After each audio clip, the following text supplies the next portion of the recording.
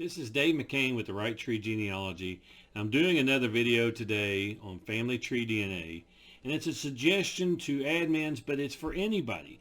If you do what I show here, you'll be able to at least look at your data. Now for admins, it allows us to look at a new tester, take a look at how comparisons take place, and possibly know that there should be a manual review, or that some of them are candidates for manual review that we can work as admins to have additional SNPs added to the tree. We've asked for follow-up reviews and have actually got additional branches added to the haplo tree, so it can happen. This is a list of my brother-in-law's actual PVs.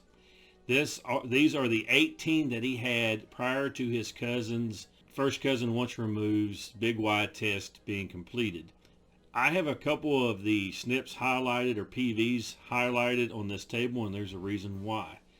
Now, the importance of capturing it before, or grabbing the data before a test is completed, is that you can look for the PVs that disappear that you weren't expecting to disappear. And I mean literally disappear from any reference location, or that end up making it into a SNP blocking. Well, there's more than I realized for this tester. Now in this case, this is my brother-in-law's first cousin once removed, and it's the only person I've been able to find to test. We just have not found anyone for his haplo group to tighten it up. As of today, November the 10th, 2022, this is what shows up for the non-matching variants. Now I say this is pre-manual review because there's still a few SNPs that I do not think have been added to the tree, and so I'm going to give it a few weeks, and when I do that, I'm going to do a side-by-side comparison between the before and the after with the Discover More and the tables and the date ranges that change.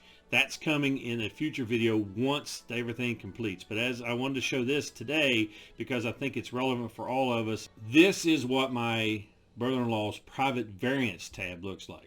So when you looked at this one, there are two listed here, non-matching variants. On this page, there is one. That is his private variant. Now I'm not going to open this private variant up because I have additional information I'm wanting to show in this video. I have added an extension, I've mentioned this in other videos before, called BAMS Away. It's very important to have because of what's going to happen as I go forward in this video.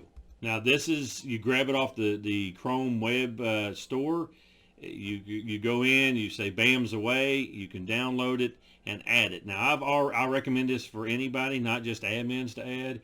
I think private individuals can take a look at their reads if you have BAMS Away. And also I do want to point out that those that use Microsoft Edge now uses the language that Chrome uses. So you can actually use BAMS Away in your Edge. So since I have it added, I'm going to show you what I can gain with it. On that private variants tab, I clicked on the BAMS Away extension. I grabbed that very first one I had highlighted on his PV list. It does not show on the named variants tab. It doesn't show on the private variants tab as I just showed you, or the matching. So it has disappeared. And here's what we got. When you use BAMS Away, it adds it. You have it there.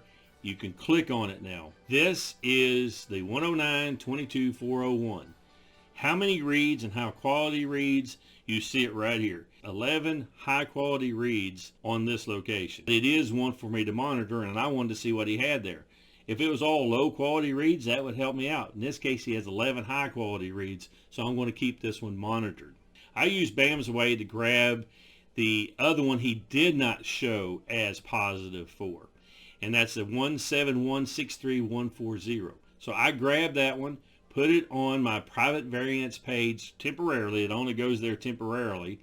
And now I can look at the values. And here's what my brother-in-law has for this particular one. He is referenced with 9 high quality reads in this area. He has the reference of 9, and his cousin has the actual derived. That's why they're showing. So in this case, my brother-in-law has a private variant, and his first cousin once removed has a private variant. So what I want to say here is grab those private variants, have them available to look at. So as a admin, you have them and you can compare and see if you need to challenge or ask FTDNA to do additional work on those and say, hey, wait a minute, I think these should be valid and put on the tree. Or when you have it and able to look at BAMs away, you can say, this one is definitely low read. So although it shows up as a variant or in a location it shouldn't be used, at least you know what happens to it. So grab them, use them if you can, use BAMs away, keep that list of private variants, especially when you look at a list like this. There were 18.